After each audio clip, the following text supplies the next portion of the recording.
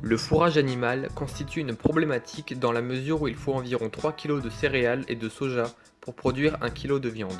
Ces ressources utilisées pour l'élevage pourraient nourrir 3,5 milliards d'êtres humains selon le Programme des Nations Unies pour l'environnement.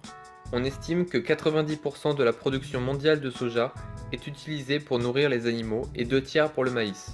Ces cultures intensives occupent environ un tiers des surfaces agricoles du globe et sont responsables de 80% de la déforestation. L'élevage constitue un second problème. Il émet à lui seul près de 18% des gaz à effet de serre, soit plus que le secteur du transport. Les élevages industriels évacuent aussi des métaux lourds et de nombreux agents pathogènes.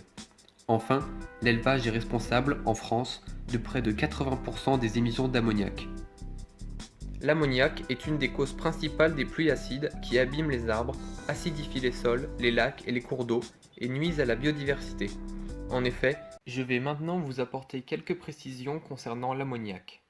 L'ammoniac de formule NH3 est un composé chimique fréquemment utilisé dans l'industrie. Dans la nature, cet élément intervient dans le cycle de l'azote. Il est soit synthétisé par des bactéries présentes dans le sol, soit issu de la décomposition de matières organiques. Il est incolore et très irritant. L'ammoniac intervient majoritairement dans la production d'engrais azotés pour l'agriculture, mais aussi dans la fabrication de plastique, de tissus, de colorants ou encore en tant que réfrigérant. L'ammoniac est hygroscopique, c'est-à-dire qu'il absorbe facilement l'eau. Sous forme aqueuse, l'ammoniac devient hydroxyde d'ammonium ou ammoniac de formule NH4OH. Au niveau environnemental, les quantités d'ammoniac rejetées sont les principales responsables de l'acidification de l'eau et des sols. Il favorise les pluies acides et l'eutrophisation des milieux aquatiques.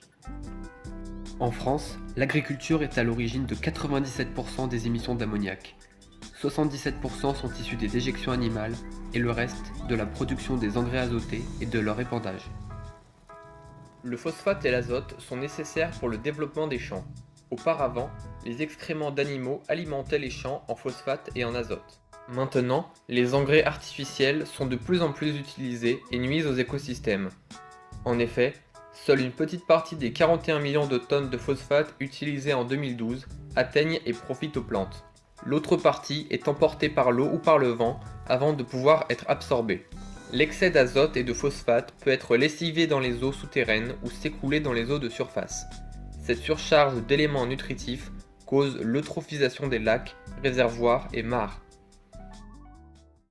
L'eutrophisation est un phénomène naturel de pollution de certains écosystèmes aquatiques. L'eutrophisation est indiscutablement amplifiée par l'activité humaine et particulièrement l'agriculture. On parle alors de dystrophisation. Ce trouble est la conséquence d'une accumulation de matières nutritives, notamment de nitrates et de phosphates, deux éléments intervenant dans le cycle de l'azote. Lorsque l'eau des mares ou lacs ne se renouvelle pas, les algues et les phytoplanctons, stimulés par l'apport de matières nutritives, croissent et se multiplient de manière excessive. Une pellicule se forme alors en surface car les végétaux ont besoin de lumière pour se développer. Un cycle destructeur s'enclenche. La décomposition des algues nourrit les bactéries aérobies qui prolifèrent. Ces dernières, de plus en plus nombreuses, consomment toujours plus de dioxygène. Lorsque la quantité de dioxygène devient insuffisante, les bactéries ne peuvent plus dégrader la matière organique morte et s'accumulent. En profondeur, la vie disparaît progressivement. Les espèces animales et les bactéries aérobies meurent asphyxiées. Au bout d'un certain temps, seules survivent les bactéries anaérobies dans ce milieu dépourvu d'oxygène. Leur prolifération provoque la fermentation de toute matière organique accumulée. Des gaz très odorants se libèrent, notamment de l'ammoniac, de l'hydrogène sulfuré et du méthane. La dystrophisation est bien plus rapide que l'eutrophisation car le milieu reçoit beaucoup plus de nutriments qu'en situation naturelle. La situation s'aggrave aussi lorsqu'il fait chaud, puisque la solubilité du dioxygène dans l'eau diminue lorsque la température augmente. L'utilisation croissante des pesticides implique une résistance toujours plus féroce de la part des organismes nuisibles. Les géants de la chimie comme Syngenta, DuPont ou le célèbre Monsanto profitent de ce mécanisme pour créer une dépendance entre semences et pesticides. Ces derniers ont un impact désastreux sur l'environnement. provoquant la mort massive d'abeilles ou l'érosion des sols, car les organismes vivants dans le sol et importants pour la formation de l'humus sont décimés.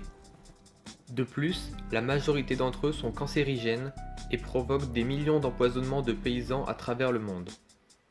En France, l'utilisation des pesticides, que ce soit des herbicides, des insecticides ou des fongicides, tend à diminuer. Cela peut s'expliquer notamment par la croissance que connaît le marché bio, incitant certains agriculteurs à réenvisager leur modèle de culture. Le recours croissant à la technologie joue aussi un rôle certain. Les drones de surveillance de culture aident par exemple à rationaliser l'utilisation de produits phytosanitaires en ciblant les zones à traiter. Les engrais, fumiers et autres pesticides sont des causes majeures de la pollution de l'eau. Ainsi, l'agriculture demeure le secteur d'activité le plus consommateur d'eau. L'agriculture intensive, dès le début du XXe siècle, a permis d'augmenter les rendements, notamment grâce au progrès de l'irrigation. On estime que la consommation mondiale d'eau pour l'agriculture a été multipliée par 6 entre 1900 et 1975. Aujourd'hui, 5 milliards de mètres cubes d'eau sont prélevés en France chaque année pour l'agriculture. 60% seront exclusivement consacrés à l'irrigation. Il est évident que certaines cultures consomment plus d'eau que d'autres. Alors qu'il faut 25 litres d'eau pour produire 1 kg de salade, 1 kg de blé en nécessitera 1500. L'agriculture participe donc intensément à l'épuisement des ressources en eau et au réchauffement climatique.